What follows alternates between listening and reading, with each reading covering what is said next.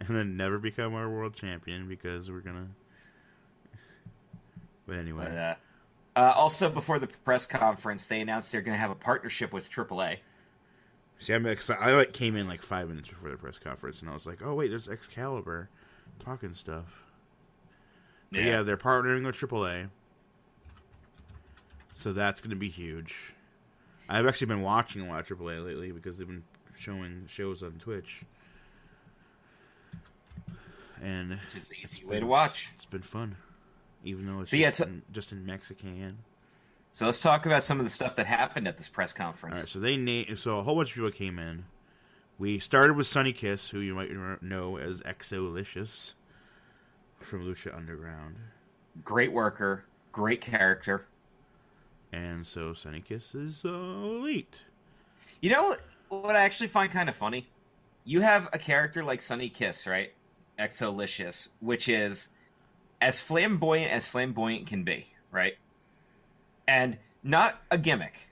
The dude actually is the gay.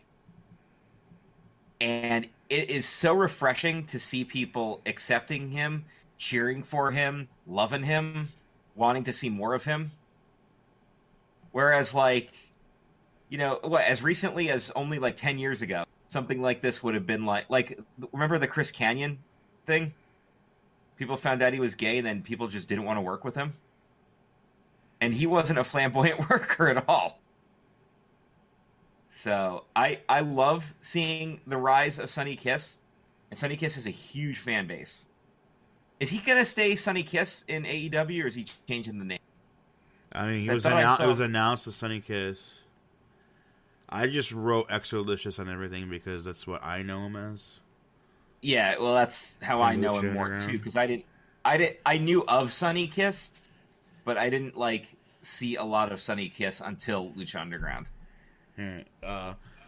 We got some women signed. We had that Kylie Ray made an appearance. Yeah, Booker went to Twitter immediately and praised her because that's his student. She was from. She's a book of school of book. Reality of wrestling people person. They also announced Yuka Sakazaki, who is a young and up and comer in Japan. I think she's only 19 or 20. I think it was. Hey. But we're also getting Aja Kong coming back to America. Oh, that's going to be big. And that's the match, right? Yuka and Aja Kong is at Double or Nothing? I don't know for sure, but it would make sense that they would be the two that they would put together if they were doing that. I'm pretty sure that that's what I saw was when they were doing some of the... I thought I saw a couple of graphics about some of the matches that were confirmed. Oh, because I'm going with what was confirmed by then. It's been a day now. But when Kylie had her little thing, they announced Nyla Rose was coming, and she came out, and they went nose to nose, and Brandy had to separate them. So that's probably a match coming. Probably, yeah. Nyla Rose and Kylie Ray is most likely a match coming. The Kylie Ray. We got the Best Friends, which earlier on Thursday, somebody told me, oh yeah, so these people have been removed from the New Japan site roster pages, and it was the Elite, and Kushida, and I was like, yeah, and Best Friends, and I was like, what? And then, because Best Friends are all Elite. Yep, that's true. Which that makes me happy because I love the Best Friends. And then the big thing at the end was Kenny Omega, because of contracts and stuff, he had only signed that morning. So whatever, his New Japan deal or whatever, it was either not officially up until then, or he had a clause where he couldn't officially sign anywhere until then. He's made a statement. Let me see if I can find the exact quote from Omega. He made a statement about this. He said, with the Observer, he said that he gave a lot of praise to WWE for pursuing him and making him a really good offer. And they were fantastic. They were extremely professional. They were courteous. He's like, and I honestly didn't think they were actually going to be in the running for me, so I was really touched by that. But he said AEW was the smart choice because it allows him to be with his best friends in the business, have a bit of creative control, and he said specifically in his contract he can still work New Japan dates when he wants to. Yeah.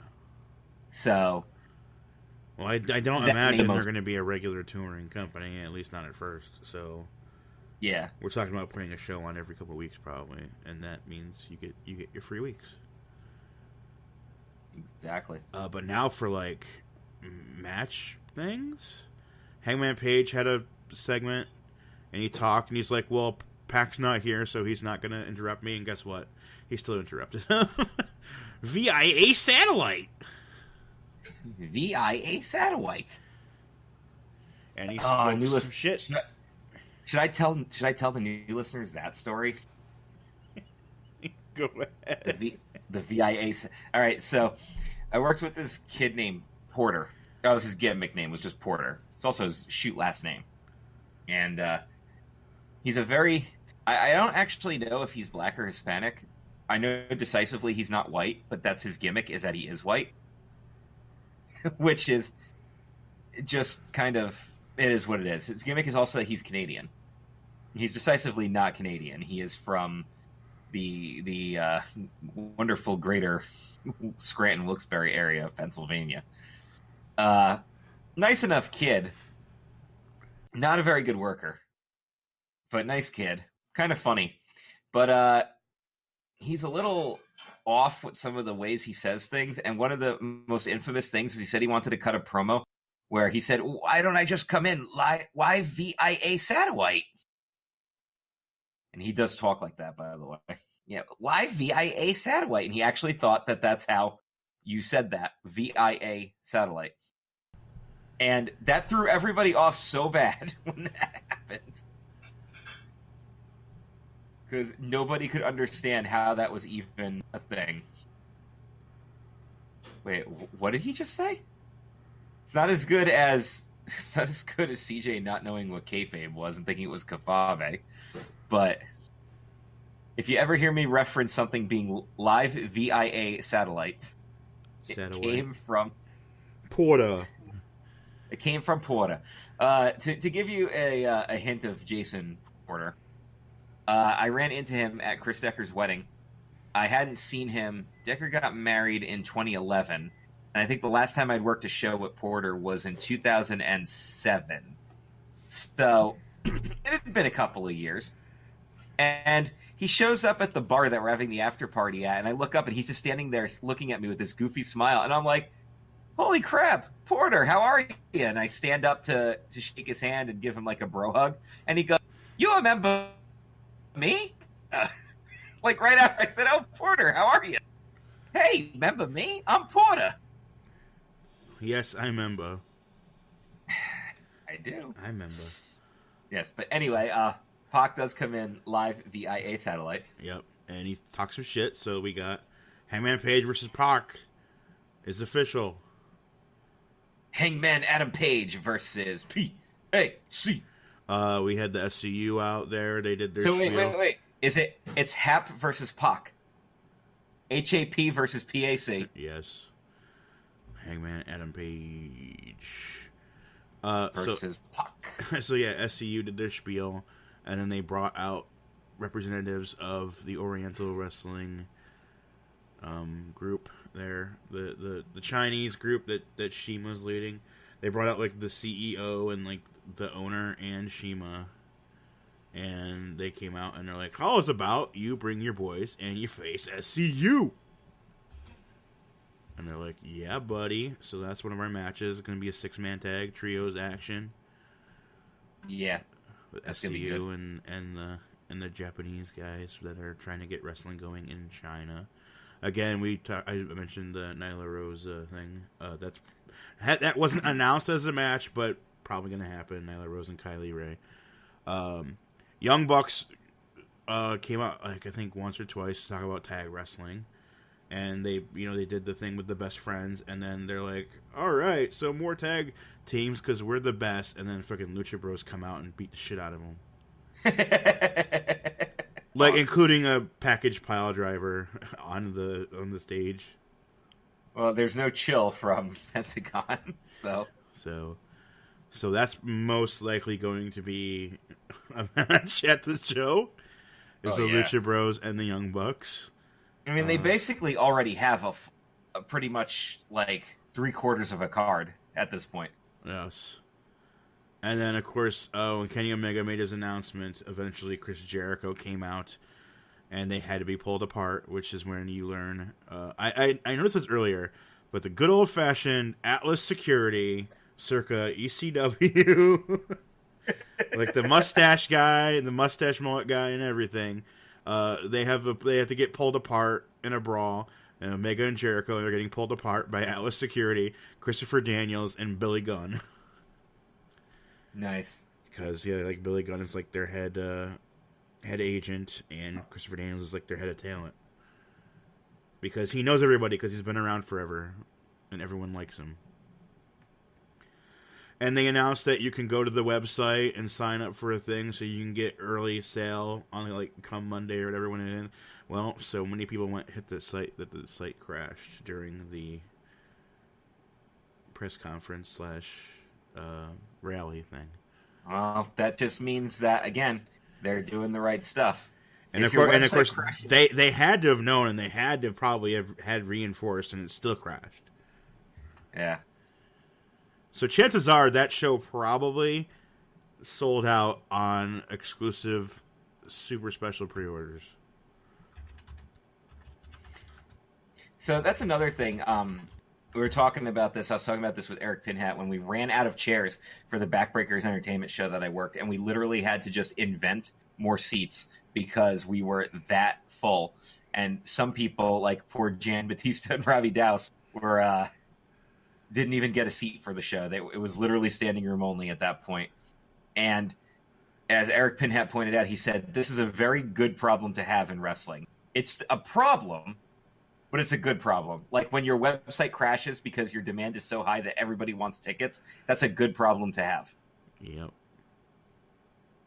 So, kudos to AEW for really getting the buzz going now. Double or Nothing. What is the official date on that? I keep forgetting. It is May 25th, so that's Memorial Day weekend. Memorial Day weekend, yeah. I'll be watching that one. I'll have my 3-day weekend to look forward to. That's a defo watch, my friends. Oh, yes. Absolutely. So, let's get excited for Double or Nothing, which I am probably more excited for than WrestleMania. Oh, definitely. And what was I reading? I read something about AEW. It was something like... I can't remember if it was something like... Somebody had written it, or it was basically stating that Vince was not worried, but at the same time, he's making sure that everybody calculates their moves to like counter stuff that AEW is going to do, which to me makes me think he is worried. Oh, he's already pulling out the old playbook and doing stuff, and this place doesn't even run a show yet. I mean, Impact was so easy because they already had like they'd already worked out the Bret Hart thing, and they were gonna do it that next week anyway, and it just happened to be when Impact decided to fire a shot at him, and it was like, we didn't even have to try and beat you this time. Which is funny because I watched that first hour of Impact, and I remember I was so excited. I'm like, oh, this is going to be great. I can't wait to see a new Monday Night War. Right out the gate, they give me Rob Van Dam versus Sting. I'm like, oh my God, I can't believe this. They're going to pull out all the stops. Match is over in 20 seconds. And I was just sitting there just glaring at my television. I was like, they're kidding, right? They're absolutely fucking kidding me right now. I was geared up to watch Rob Van Dam versus Sting, and this is what I got. Meanwhile, WWE's like, oh, well, we're already going to do this? Bret Hart's back. Yeah. So, R.I.P.